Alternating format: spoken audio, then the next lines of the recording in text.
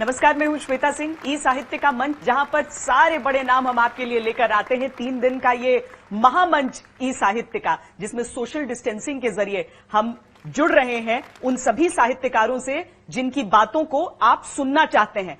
और आज जो हम ई साहित्य की शुरुआत कर रहे हैं, उसको आप इस हिसाब से समझिए कि एक ऐसे व्यक्ति से हम शुरुआत कर रहे हैं जिसके किरदारों में इतने रंग आ जाते हैं, चाहे वो कवि माने, गीतकार माने, विचारक माने, फिल्म लेखक माने, चाहे वो एक छोटा सा स्लोगन उन्हें देना हो या एक लंबी गीत लिखना हो, चाहे उनको मिलने वाले अवार्ड्स हों जो कि विदेश से लेकर देश तक, सर्वोच्च सम्मान तक, सब कुछ रहता है। आप शायद समझ गए होंगे। प्रसून जोशी हमारे साथ हैं। बहुत स्वागत है आपका प्रसून जी। तो लॉकडाउन में एक साहित्यकार का दिमाग किस तरीके से चल रहा है? देखिए, बहुत से प्रश्न आकर खड़े हो गए हैं। साहित्यकार की हैसियत से तो हुए ही हैं। मुझे लगता है कि कला पर तो पर साथ साथ कोरोना के साथ साथ जीवन पर क्या असर हुआ है, इस पर भी बहुत सारे सवाल या निशान, बहुत सी चीजें हमारे सामने प्रश्न खड़े हो गए। जब भी कोई विपत्ति आती है, त्रासदी आती है, तो आप देखते हैं परिवर्तन होते हैं। आप अगर 13वीं 14वीं शताब्दी की बात करें तो प्लेग के बाद आपने देखा कि सामंतीवाद घट गया, लेबर की पावर बढ़ी। फिर आपने देखा सार्स हुआ था बीच में, तो उस टाइम पर उस वक्त आपने देखा ई कॉमर्स बढ़ गया। 9/11 के बाद आपने देखा कि एयरपोर्ट सिक्योरिटी, जिसको हम शायद कल्पना भी नहीं कर सकते इस तरह की सिक्योरिटी होगी, वो आज हमारे जीवन का हिस्सा बन गई। तो लॉकडाउन के दौरान भी बहुत से प्रश्न जो है मानव सभ्यता के सामने आकर खड़े हुए। सबसे पहला प्रश्न जो मुझे लगा वो था कि प्रकृति के साथ जो हमारा एक रिश्ता है वो बहुत असंवेदनशील हो गया कहीं ना कहीं। ये एक प्रतिद्वंदिता कहाँ प्रकृति के साथ मनुष्य करने लगा, पता नहीं कब हुआ ये शुरू, लेकिन एक होड़ सी कि प्रकृति को मैं डिफीट कर दूंगा। मैं तो उत्तराखंड में पला बड़ा हूँ। बचपन से मैंने हमेशा प्रकृति के सामने स्वयं को नमन करते हुए पाया, नतमस्तक होते हुए पाया। नदी से कभी प्रतिस्पर्धा नहीं की, पहाड़ों से कभी प्रतिस्पर्धा नहीं की, पर कहीं ना कहीं मानव सभ्यता स्पर्धा में लग गई प्रकृति के साथ कि प्रकृति को कैसे मैं जीतूं, पछाड़ूं। और उसका कहीं ना कहीं आपको परिणाम उसके दिखने को दिखे हैं। इस दौरान लोगों ने इस पर चिंता भी की है कि प्रकृति के साथ मानव के रिश्ते कैसे हो गए। इस पर एक बहुत सोच की आवश्यकता है। भोग पर, अति भोग और निरर्थक भोग पर कई लोगों ने प्रश्न उठाया है। विज्ञान ने हमारा बाह्य लोक तो प्रकाशित कर दिया, लेकिन कहीं ऐसा लगा कि अंतर मन में अंधकार लोगों को देखने को मिला। जब उनको अपने साथ समय बिताने की बात आई तो उनको कहीं ऐसा लगा कि वो अब स्वयं के साथ ही सहजता खो चुके हैं। तो कहीं जो तालमेल बाह्य लोक के प्रज्वलित होने में और स्वयं के अवलोकन में है, वो कहीं एक लगा कि लोग उसमें भी कहीं बैलेंस की और संतुलन की आवश्यकता है। उस पर सवाल आकर खड़े हुए। और बहुत ज्यादातर रिश्तों की बात अगर आप करें तो शायद जीविकोपार्जन के तर्क के नीचे रिश्ते हमारे कहीं पिस गए थे।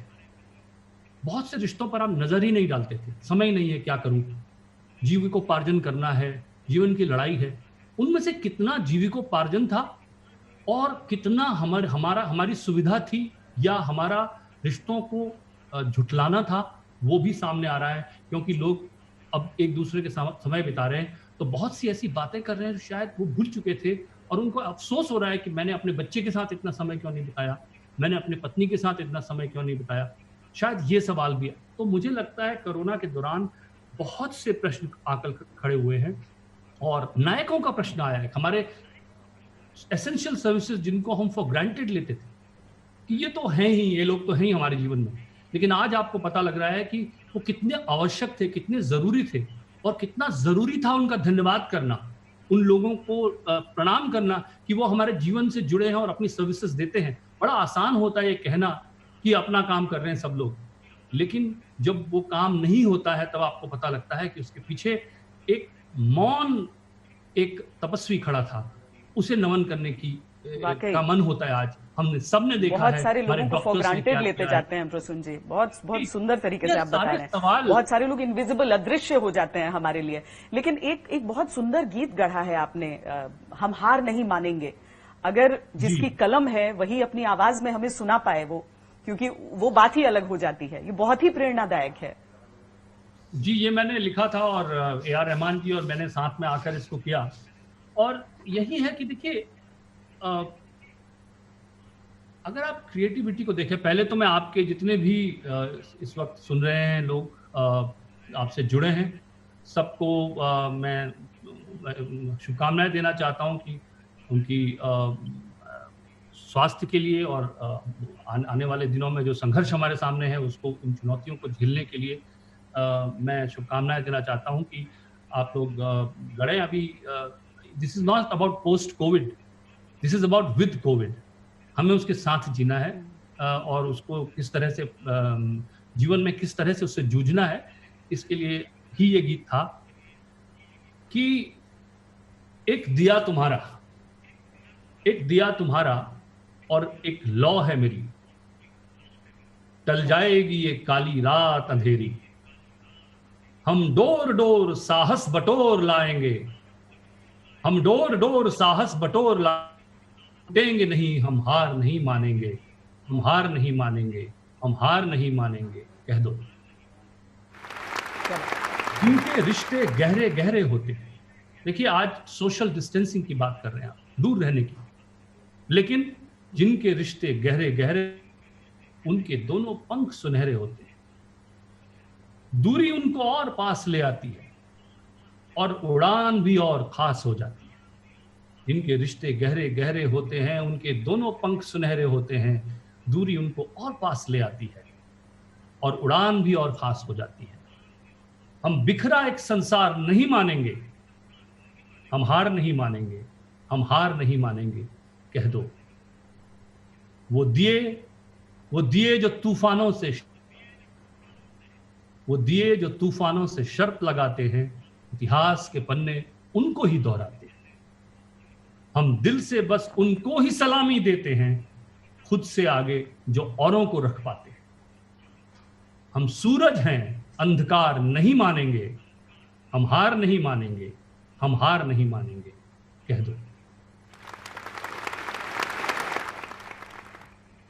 हम सूरज हैं, अंधकार नहीं मानेंगे। वाह, बहुत बहुत सुंदर, बहुत सुंदर प्रसून जी। मुझे लगता है कि ये जब गीत की शक्ल में भी लोगों के बीच जब वो गुनगुनाना शुरू करेंगे, बहुत एक अंदर की मजबूती भी उतनी जरूरी हो जाती है। जब लॉकडाउन में आप खुद ही अंदर बंधे हुए हैं तो आपका अंतर मन जुड़ा होना चाहिए बाकी की दुनिया से।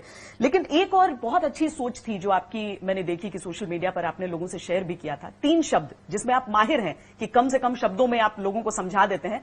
तिरस्कार नहीं, तिलक। आपका ये समझाना, क्या सोच थी इसके पीछे? किस चीज ने आपको व्यथित किया था? ये मुझे लगता है कि मुझे बड़ा अफसोस होता है ये सोचकर कि जो लोग निस्वार्थ भाव से अपना कर्म करते हैं, उन लोगों को हम नमन करने की जगह यदि हम उनसे लड़ें या उनसे कोऑपरेट नहीं करें, तो ये भावना मुझे समझ में नहीं आती।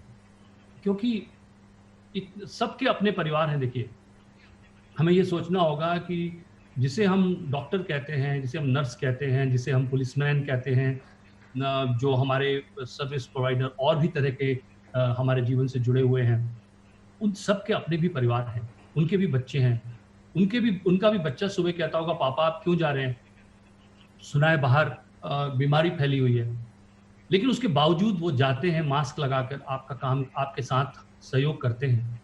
और अगर वो शायद नहीं होते तो हम कल्पना नहीं कर सकते कि जीवन की कि किस तरह का जीवन हमारे सामने होता।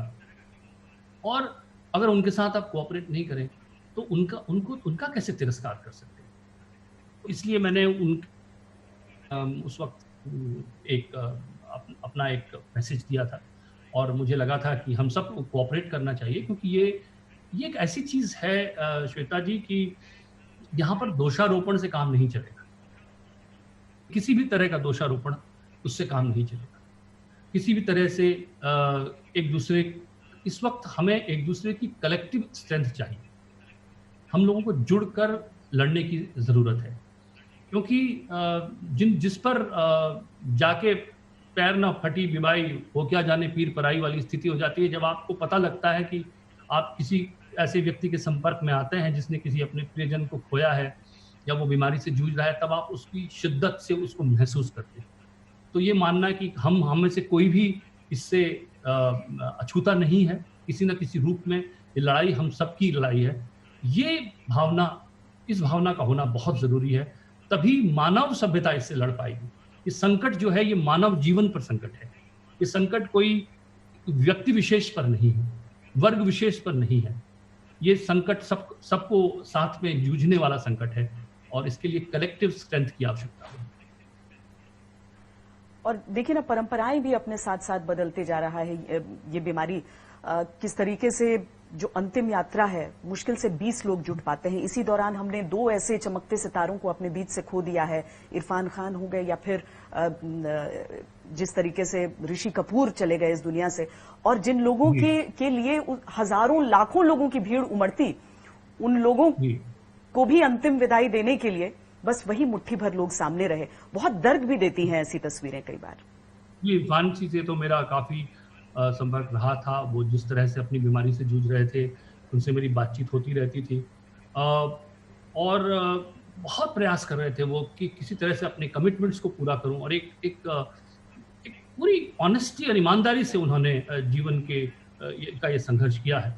लेकिन क्या कहा जाए, कोई इसमें जीतता है, कोई हारता है, लेकिन अविस्मरणीय रहते हैं वो लोग जो इस लड़ाई को पूरी शिद्दत से लड़ते हैं। और इस समय उसी की आवश्यकता है कि कंपैशन की आवश्यकता है, साथ जुड़ने की आवश्यकता है। और जो सवाल हमारे सामने आए हैं, उन सवालों पर, जैसे मैंने लिखा था कि सुनो कुछ देर ठहर कर सुनो, इसी दौरान लिखा है, बहुत लिखा है इस दौरान, सुनो कुछ देर ठहर कर सुनो, कुछ कहना चाह रही है हवा, कुछ कहना चाह रही है हवा, कुछ सन्नाटे भी बोल रहे, कुछ सत्य गगन से उतरे हैं जो बंद द्वार हैं खोल रहे। कुछ कहना चाह रही है हवा, कुछ सन्नाटे भी बोल रहे, कुछ सत्य गगन से उतरे हैं जो बंद द्वार हैं खोल रहे। बुनो एक जीवन फिर से बुनो, सुनो कुछ देर ठहर कर सुनो, अपनी गहराई में कूदो सच्चे सिक्के मिल जाएंगे, अपनी गहराई में कूदो सच्चे सिक्के मिल जाएंगे, अपनी लहरों से बात करो सब उत्तर भी मिल जाएंगे। चुनो खुद अपना रास्ता चुनो, सुनो कुछ देर ठहर कर सुनो, थी कब से मौन सृष्टि सारी, अब मिट्टी की गंध को कहने दो, थी कब से मौन सृष्टि सारी, मिट्टी की गंध को कहने दो, अब मुक्त करो तुम स्वर सारे, हर रुके छंद को बहने दो। सुनो कुछ देर ठहर कर सुनो, बुनो एक जीवन फिर से बुनो। प्रसून जी, आपकी लेखनी की एक बहुत अच्छी बात मुझे ये लगती है, जो बहुत अलग है बाकियों से, वो कि सिर्फ एक कवि की कल्पना हम नहीं उसमें देखते हैं, बल्कि आप जो जमीन से जुड़े मुद्दे होते हैं, जो जमीनी हकीकत होती है, उससे जुड़ी होती हैं ये पंक्तियां। आज जब हम देख रहे हैं पलायन प्रवासी मजदूरों का, एक के बाद एक निकल रहे हैं, छोटे छोटे बच्चों को हाथों में लेके, कोई अपने बुजुर्गों को अपने सर पर उठाए, क्या कहता है आपका दिल ऐसे में? देखिए, मुझे तो दुख होता है, आज पीड़ा तो होती ही है, लेकिन ऐसा नहीं हो सकता कि आप इतने लोगों की पीड़ा देखें और आपको उससे, आप संवेदनशील, कोई भी संवेदनशील व्यक्ति हो, उसे पीड़ा होगी। और लेकिन ये सवाल ये है कि क्या ये सिर्फ दोषारोपण और आलोचना का समय है, और या हमें कहीं ये तो सोचना ही पड़ेगा कि ये इतना पलायन क्यों होता है। मैं उत्तराखंड से आता हूं, जहां पर गांवों से बहुत पलायन हुआ है और लोग रोजी रोटी के लिए कहां कहां भटक रहे हैं। तो आज ये भी प्रश्न हमें उठाने होंगे कि ऐसा समाज और ऐसी व्यवस्था क्यों बनी है कि लोगों को जहां वो पैदा होते हैं, जिस जमीन से उनका प्यार है, जहां परिवार है, जहां जिस परिवेश में वो रहना चाहते हैं, उसे छोड़कर आने को मजबूर होते हैं। ऐसी क्यों व्यवस्था हमारी है? क्या इसी समय हम इस पर चर्चा करेंगे और दोषारोपण करके भूल जाएंगे? क्योंकि मैंने देखा है बंबई में कहीं बैकड्रॉप का पार्ट हो गए। ऐसा लगता है कि लोग इम्यून हो गए ये देख करके कि एक तरफ लोग किस तरह से जीवन बिता रहे हैं, और उसके बाद पता नहीं कहां से एक साहस आता है और लोग अनाप शनाप खर्चा साथ साथ उसी को देखते हुए करते हैं। उस वक्त ये भूल जाते हैं कि जो रेस्टोरेंट में हम हजारों रुपये खर्च करते हैं, जब 500 रुपये बढ़ाने के लिए कोई व्यक्ति कहता है तो उस पर हम बहुत आनाकानी करते हैं। क्यों हम ये भूल जाते हैं कि ये जो हमारी प्रोग्रेस है ये लॉपसाइडेड है? क्यों हमारे एक्सीलेंस सेंटर गांवों में, छोटे शहरों में लोगों को स्वरोजगार की अहमियत क्यों नहीं आ रही है, या हम क्यों नहीं उनके लिए उपलब्ध करा पा रहे हैं? क्यों लोगों को घर छोड़ने पड़ रहे हैं? ये सवाल जो हैं और बड़े सवाल हैं, क्योंकि ये समस्या आज की नहीं है, ये समस्या हमसे जुड़ी हुई समस्या है। हम उसका प्रकटीकरण जरूर देख रहे हैं इस समय, हम उस समस्या को बहुत एक विशाल रूप में देख रहे हैं, क्योंकि कोरोना जैसी अनप्रेसिडेंटेड प्रॉब्लम हमारे सामने आई है। लेकिन ये सवाल जो है कहीं और गहरा है, जो हमारी पूरी जो व्यवस्था है उससे जुड़ा हुआ सवाल है। जिस तरह की हम प्रगति की बात कर रहे हैं, ये उस प्रगति पर प्रश्न चिन्ह लगाने वाला सवाल है कि कहाँ तक हम पहुंचे हैं, कहाँ तक अब तक प्रगति पहुंच पाई है, और किस तरह से इससे आने वाले समय में निपटा जाएगा। एक तो अभी क्या करना है, अभी अगर आप मुझसे पूछें तो मुझे दर्द होता है। मैंने लिखा भी था कि लाल गुलाबी जख्मों वाला छिला हुआ इंसान नहीं चाहिए, अंदर से एक हिला हुआ इंसान। बंजर आंखें चुप्पी ओढ़े, टुकड़ा टुकड़ा खुद को जोड़े, खामोशी से धागा धागा सिला हुआ इंसान नहीं चाहिए, अंदर से एक हिला हुआ इंसान। सलवट पोंछे, शिकन हटाए, आंखों से भी जो मुस्काए, मुझे चाहिए हंसने वाला खिला हुआ इंसान, नहीं चाहिए अंदर से एक हिला हुआ इंसान। खिड़की खोले, हाथ हिलाए, थोड़ा सर के जगह बनाए, अपनेपन की मिट्टी में हो मिला हुआ इंसान, नहीं चाहिए अंदर से खिला हुआ इंसान। लाल गुलाबी जख्मों वाला छिला हुआ इंसान। तो ये जो छिला हुआ इंसान है, ये कहाँ से आया है? हमारे समाज की ही उत्पत्ति है, हमारी व्यवस्था का ही से ही जन्म लिया है उसने। तो मुझे लगता है कि एक तो इमीडिएट प्रॉब्लम कैसे सॉल्व होनी है, उस पर जरूर चर्चा होती रहनी चाहिए। दोषारोपण नहीं होना चाहिए, क्योंकि दोषारोपण का समय नहीं है, हाथ मिलाने का समय है। ये समस्या किसी एक व्यक्ति की जन्मी हुई समस्या नहीं है, ये हम सबकी कलेक्टिव समस्या है कि शायद कहीं हम अब एक इंसुलर लाइफ जी रहे हैं कि मेरा हो जाए बस, उसके बाद दूसरे का क्या हो इसकी चिंता शायद हमने नहीं की है। शायद हमारे देश की प्रगति किस तरह से एकदम ग्रास रूट तक पहुंचनी चाहिए, डीप प्रोग्रेस होनी चाहिए, उसकी चिंता शायद हमने नहीं की है, और हम कर रहे हैं। आज ये सवाल आप मुझसे पूछ रही हैं, इसका मतलब वो चिंता हम कर रहे हैं, और उस चिंता को हमें छोड़ नहीं देना है, स्टॉप गैप सॉल्यूशंस नहीं निकालने हैं। तो अगर हम इस समस्या से कुछ सीख पाए और आने वाले वक्त के लिए बेहतर हो पाए, तभी शायद इससे कुछ निकलेगा। और मैं आशान्वित हूं कि मुझे लगता है कि इंसान जो है वो बहुत रेजिलिएंट है, और जब इस देश की आप बात करते हैं, इस देश ने तो बहुत कुछ देखा है, बहुत सी समस्याएं देखी हैं, बहुत सी चुनौतियां देखी हैं, उसके बावजूद ये भारत खड़ा रहा है, ये देश खड़ा रहा है। तो ये हर समस्या से जूझने की ये काबिलियत रखता है, और इसके सॉल्यूशन जो होने चाहिए वो कहीं और से लाकर थोपे हुए सॉल्यूशन नहीं होने चाहिए। वो जो सॉल्यूशंस होने चाहिए वो हमारे देश के लिए, देश के लोगों द्वारा सोचे गए सॉल्यूशन होने चाहिए। उस तरफ अगर हम सोचेंगे तो शायद आने वाले समय में इतनी बड़ी और विकट समस्या नहीं होगी, मुझे लगता है। जी प्रसून जी, एक और चीज है कि कोरोना के समय में अचानक जो अभी तक जिस ओर हम जाने की कोशिश करते थे, जो संस्कार बच्चों को देने की कोशिश करते थे, उससे स्थिति बिल्कुल पलट गई है। यानी जिन रिश्तों को निभाने के लिए हम कहते थे जाओ मिलो, साथ बैठो, खाओ, मुस्कुराओ, गले लगाओ, वो सारी चीजें अब बदल रही हैं। और इसका ये मतलब नहीं कतई होना चाहिए कि रिश्तों को हम छोड़ दें। आज कोरोना के इस संकट काल में आपको अपना सबसे अच्छा, सबसे गहरा, सबसे सुंदर रिश्ता कौन सा याद आता है? देखिए, कोरोना के दौरान देखिए कलाओं के कई रूप आपको दिखाई देंगे। एक तो एंग्जाइटी से जन्मी हुई कला दिखाई देगी आपको, इसमें टेंशन है। वैसे टेंशन जरूरी होता है कला के लिए कहीं ना कहीं। आप अगर देखें, एक सितार भी अगर उसको टेंशन ना दे उसके वायर को, तो वो उसमें से संगीत नहीं निकलता। तो टेंशन तो आता है, टेंशन से जन्म होता है, क्रिएटिविटी पनपती है। पर शायद ये इस तरह का टेंशन भगवान न करे दोबारा आए। एक तो टेंशन से, एंग्जाइटी से जन्मी हुई, तनाव से उपजा हुआ क्रिएटिविटी होती है। एक होती है आत्म मंथन से उपजी हुई क्रिएटिविटी।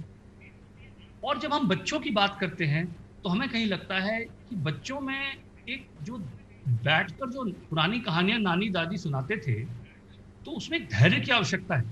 तो शायद अब थोड़ा धैर्य दिख रहा है आपके पास, क्योंकि इतना समय है, तो शायद फिर से वो कहानियां सुन रहे हैं बच्चे। भाई हुआ क्या कि पहले जब हम बच्चे होते थे, जब कहते थे कि चुड़ैल, तो हमें अपनी एक चुड़ैल हर एक की अलग अलग होती थी, अपनी कल्पना से जन्मी हुई चुड़ैल होती थी। लेकिन अब सबकी चुड़ैल जो है झाड़ू पर बैठ के उड़ जाती है, सबकी एक ही है, क्योंकि वो आप पिक्चोरियल डिपिक्शन उसका देखते थे।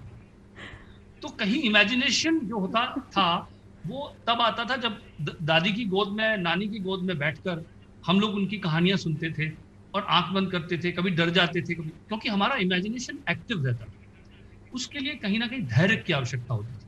मुझे लगता है इन दिनों में कहीं लोगों को उस धैर्य का अनुभव पुनः हुआ है, क्योंकि सोशल मीडिया के युग में अगर आप किसी को कहानी सुनाना चाहें तो आपसे पहले वो आपको अपनी कहानी सुनाना चाहता है, और everybody is in a hurry to say what they want to say, then listen.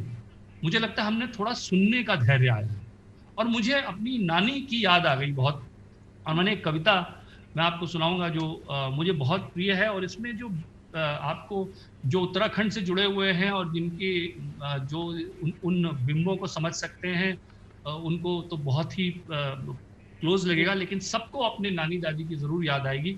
मेरी नानी जो थी वो, उनसे मैंने बहुत कुछ सीखा।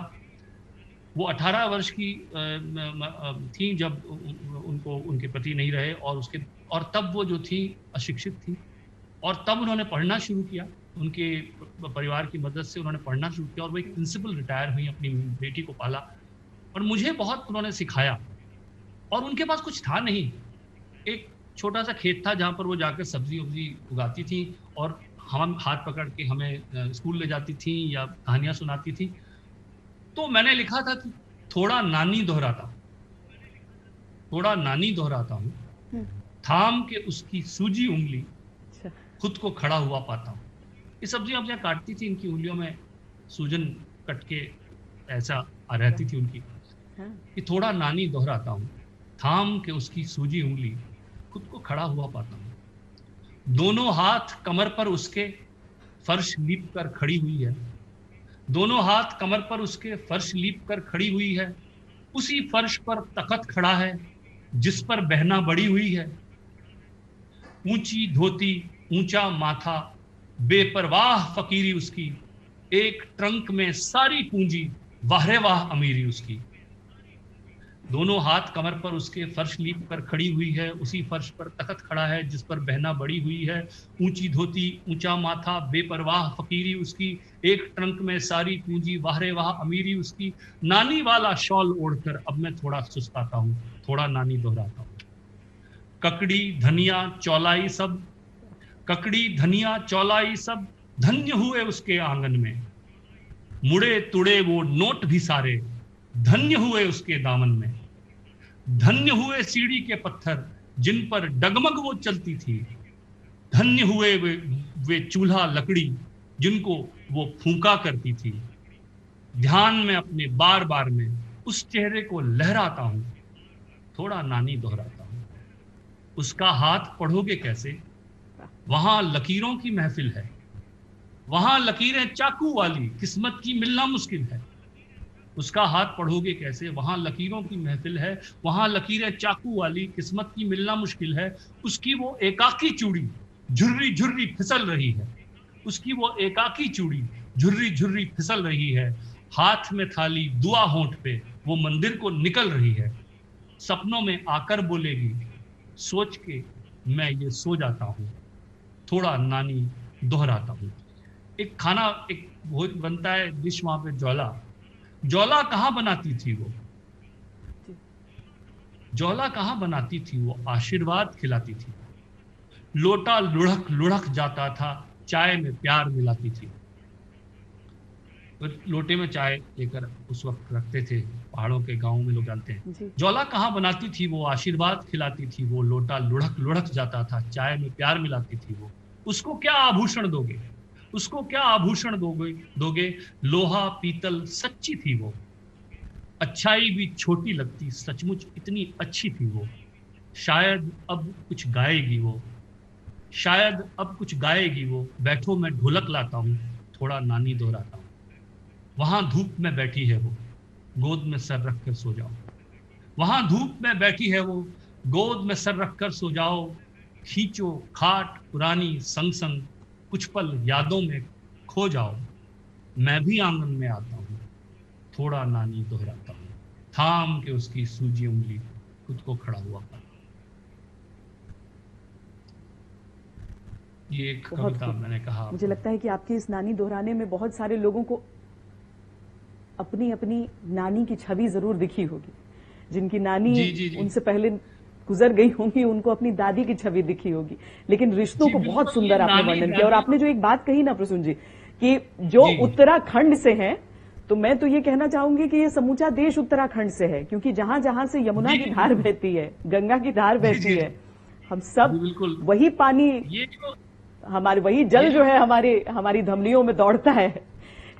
जी श्वेता जी, क्या है ना कि इस दौरान जब लोगों के पास समय आता है, तो ये बहुत सुंदर चीजें थी जो हमारे परिवारों से, और आज की दौड़ भाग में ये जो सुंदर चीज, जो झुर्री वाले स्पर्श थे, जो ये झुर्रियों वाले स्पर्श जो हमारे जीवन से जी, चले गए हैं, इसकी वजह से बहुत कुछ हमने खोया है। सचमुच। और हम जिस अंधी दौड़ में निकल गए हैं, उसमें शायद हम कभी एक पल ठहर के नहीं सोचते कि मैं दौड़ किस लिए रहा हूं भाई।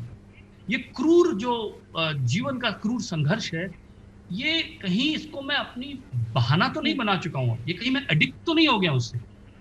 M I addicted to it, और इज इट एक्चुअली रिक्वायर्ड? ये सारे सवाल खड़े हुए हैं यहाँ पर। जहां एक तरफ माइग्रेंट जैसा बड़ा सवाल आपके सामने खड़ा हुआ है, वहां मध्यम वर्गीय परिवारों के सामने रिश्तों के प्रश्न भी बहुत आकर खड़े हुए हैं। कई लोग मुश्किल पा रहे हैं एक दूसरे के साथ इतना समय बिता पाना।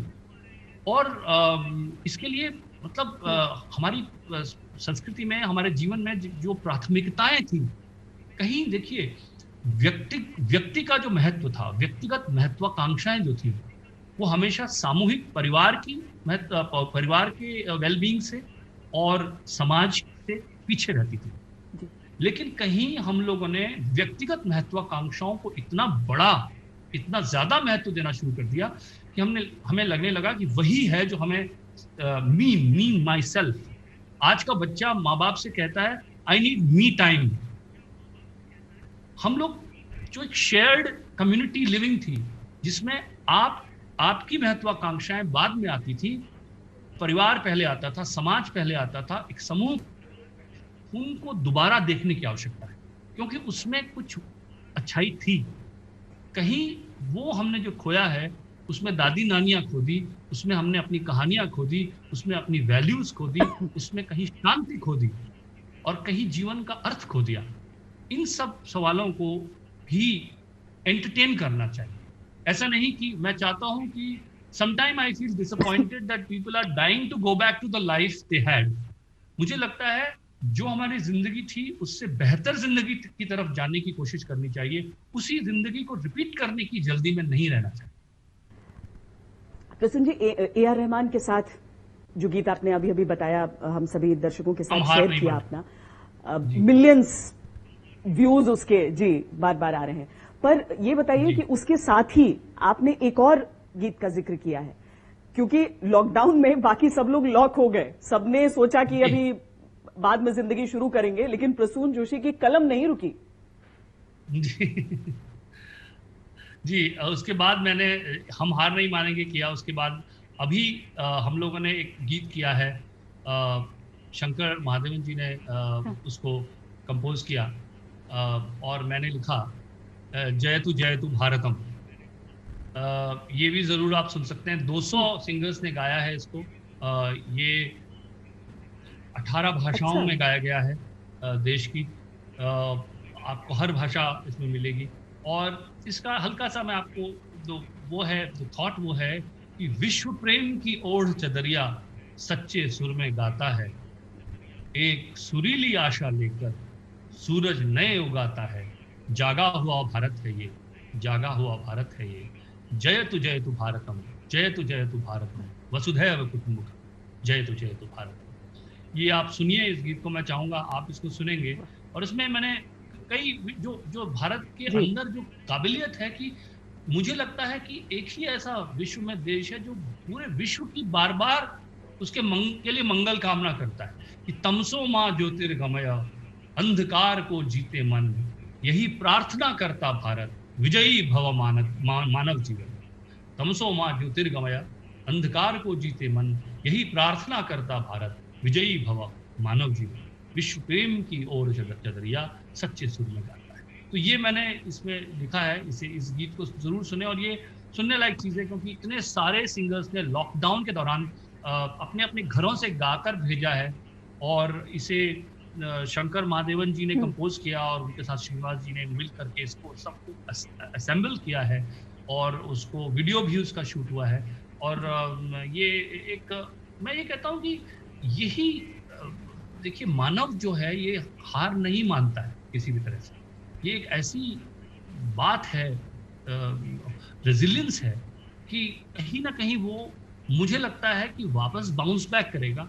और मैं आशा ये करना चाहता हूँ कि वो जो बाउंस बैक करे वो एक नए जोश के साथ करे, और जो चीजें गलत हुई हैं उनको ठीक भी करे।